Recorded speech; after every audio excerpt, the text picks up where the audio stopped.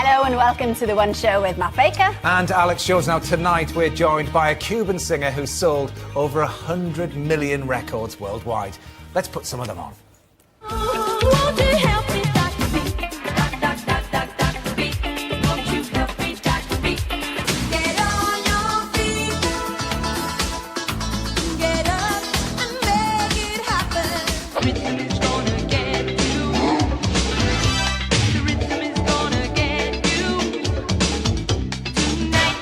Mud. It's Gloria Estefan. Thank you. Oh, So you were covered in mud for the last... yeah, you were just saying. The rhythm is going to get you. That's the one for you. It got me, yeah. I was covered in mud there. That's one of my favorite looks we've done for a video. Oh. Covered my whole head in mud, and I was tribaled out there. I loved it. A lot Brilliant. of fun. Great. I like a blast from the past there. Well, yeah. I mean, Matt doesn't stop dancing all afternoon, honestly. Honestly, I'm a big fan. Well, we've got a theme tonight of people visiting Britain. So we were looking through some photos of you and the band, and we found this Lordy. brilliant one. That's just down the road, actually, from here. I'm wearing my Top of the Pops outfit. Yeah. We were so psyched. 1981, we think that was. Could be. Yeah. I don't remember. It's all a big blur. But I can tell you this, that when we shot that photo, you had to fly here under the chance that you would make it into a certain number of the top 10 or top 20. All right. And if you didn't make it, one time, one of the songs, we made it, which was Dr. Beat, which was great. Another time, we didn't make it, and we were here 24 hours and back home again. Oh, no. Kidding. That part wasn't so much fun. But then we made it later. Wow. And so what was your impression of Britain then when you came here for the first time? Well, I love history, so it's Yeah. an amazing place to visit. You know, so many things to see. And we're used to the sunshine, so the weather was a little different, but Yeah. I loved it. It was so exciting for us because we were breaking through for the first time. And one thing was kind of strange to me, that the press here thought I was too nice. I think I had to be mean. Really? I had to be mean, but I couldn't be, so... Yeah, we noticed that you didn't realise how cold it was. If we just go back to that picture, and your bandmate has got this really weird, like knitted Yes, a knitted tank top. on. Well, I don't know if you're going to go for a Because vest. everything for fashion. Yeah. And the muscles. They wanted to show off the muscles. Yeah. so. Sure. Right. Now, if you're going to go for a vest in Britain, a wool one is always the best option. So anyway, so we're going to be hearing, Gloria, about your new album. All right, great. Very shortly. Looking forward to talking about that. Yes. Now, when Gloria's not making music, she's busy campaigning for the rights of immigrants. Gloria's family fled Cuba 55 years ago to settle in Miami. Now, Gloria, we were just talking there about your family fleeing from Cuba when Castro Exactly. came to power. It was tough. You know, my dad was a police officer, and he was a very good-looking guy, so he was chosen to be in the motorcade for the First Lady. And the night that that Batista left Cuba, he came home and he told my mom, we're in real trouble. The president just left. And he realized that there was no way that he was going to be able to raise us in freedom there. So he took us out. He took me and my mom to Miami. And then he got a job for $15 a week parking cars, which he thought was $50. He got very confused. Oh, really? But he goes, I got $50. My mom goes, there's a mistake here. But anyway, he went back at the Bay of Pigs invasion and was a political prisoner for 2 years there. And what was it like for you then, growing up in Miami? But were you still within a Cuban community? Well, I'll tell you this. My mom created like a commune of women that had their husbands in Cuba at Bay of Pigs who all had small children. So they bought a car for $50. I remember it had a hole in the back seat, and they would pile all the kids in there together, and we'd throw things through the hole and look out the rearview mirror. But they would go together to do the shopping, to kind of support each other through that. And I remember when we first tried to find apartments, even though I was a little baby, I was almost 3 years old, there were signs that said no children, no pets, no Cubans. And it was very tough for my mom. Wow. And she found a great place and brought all these women to create a support system for each other. And in Cuba, then, they've been banned, radio stations, from playing your music until last year when the ban was lifted. So how would you feel now then, Gloria? Would you go back there to perform if you were asked to go? Well, I'll tell you this, the ban really has not been lifted. That's just some things that they say. Right. You hear my music now in the hotels and in people's homes more freely because it's really getting harder for the government to clamp down on them. But they won't play me in official government stations, so which is ludicrous because I do not sing political music. I mean, if you play conga backwards, it makes you want to go beat Fidel senseless with a pair of maracas, but that's a subtext that no one really has latched onto through these Well, I'll years. tell you what, let's play it forwards, actually. So here we go. Do that conga. Come on, shake your body, baby, do that conga. No, you can't control yourself any longer. Feel the rhythm of the music getting stronger. Don't you fight it till you try to do that conga beat. gets you every time. Even the pair of us, we're just like this. Why you got ants in your pants? Stop it. Anyway, sorry. Now, this next film comes with a bit of a warning because you're about to see Jay Rayner visit a Cuban restaurant and attempt to salsa. We're really sorry. Uh-oh. Yeah, here we go. Let's see. He looks like he enjoyed that. And before you tippy-tappy in with your complaints, that vintage car that Jay was sitting in at the beginning of the film doesn't have seatbelts. That's We why couldn't we- put them on. Jay's, yeah. Yeah, we Was it a couldn't- good night? in It was the a Cuban fantastic restaurant? night. It was a fantastic night, and I did dance. Who knew? Who knew? If I were, not that you don't dance. Oh, yeah. Who knew there was a Cuban only just restaurant here? fantastic. I've come here so many times and Yeah. never ever knew that this was there. That's amazing. I'm sure they'll be open arms if you want to go along. But anyway, you've been sampling Jay's I mojito. did. How does this compare I've to yours? sampled. Because you said you're a world leader as far as mojitos are concerned. We crush the leaves at the Yeah. bottom, and we use syrup, simple syrup. So that Not there's- fresh lime juice, rather not.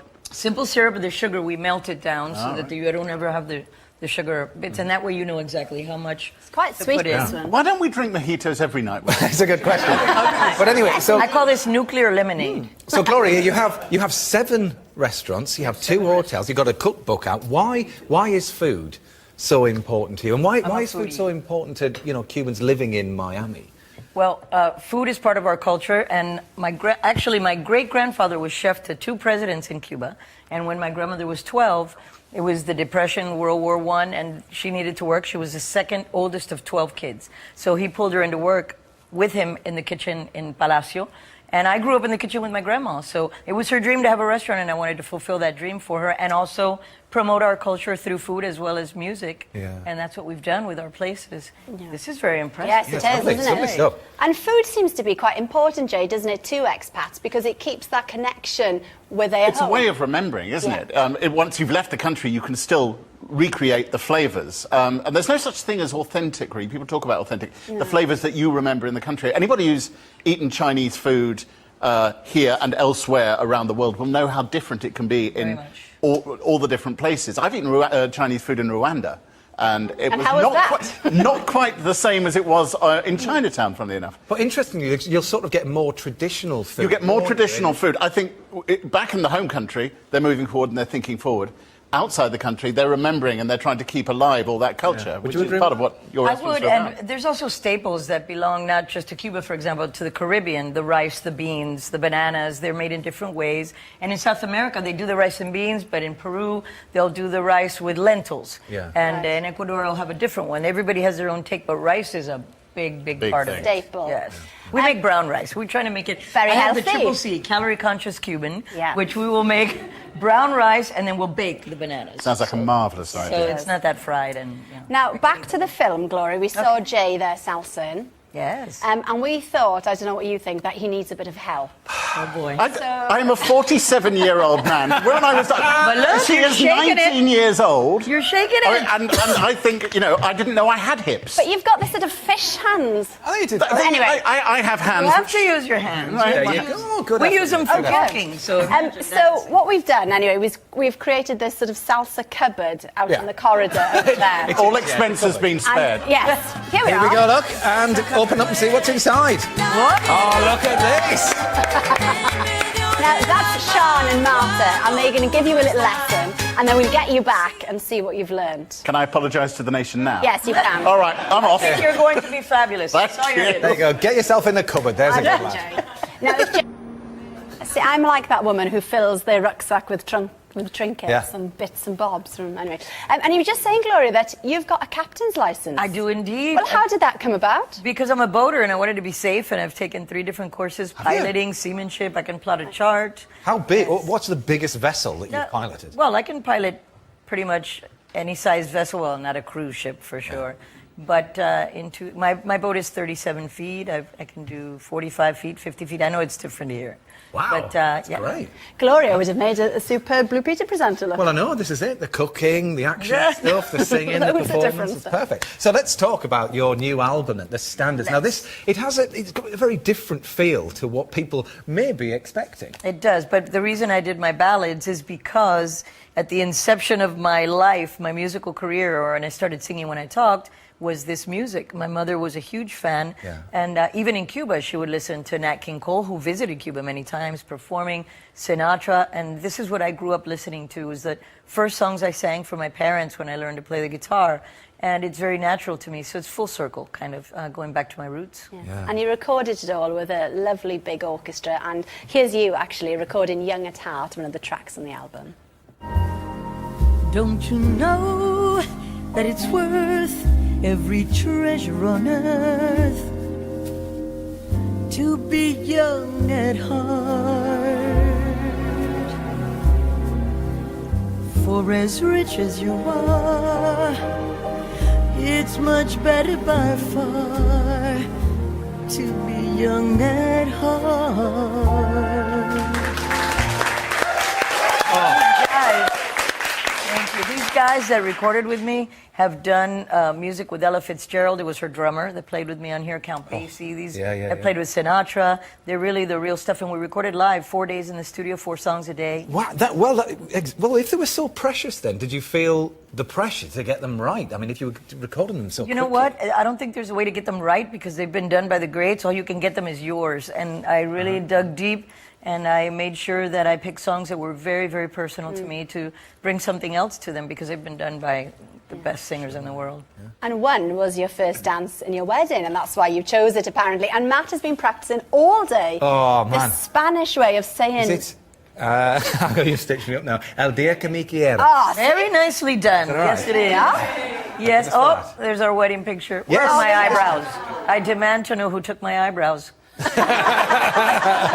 It was the 70s. What can I tell you? No, you know what? We danced that on our lawn because we weren't going to have a reception. My dad was very ill. We had come from the hospital, visited him in my gown, and they threw us a surprise reception in our home. 200 of our closest friends, and they put on the music, and our song was always by Roberto Carlos, the version, because this is a 1920s tango by the god of Argentina, Carlos Gardel. And I really wanted to do something new that hadn't been done, add another layer to a standard, and I wrote it in English, trying to make it a killer wedding song. And when I sang it in the studio, they had brought my grandbaby to visit because I hadn't seen him in a week, and I was literally holding him while I sang it, and all the words became about him. So talk about full circle, from our wedding song lovely. to all about the baby. Well, the album is out on Monday, and on Thursday, Gloria has a sellout gig performing the standards at the Royal Albert Hall. But recently, we sent Joe Crowley to a very different kind of...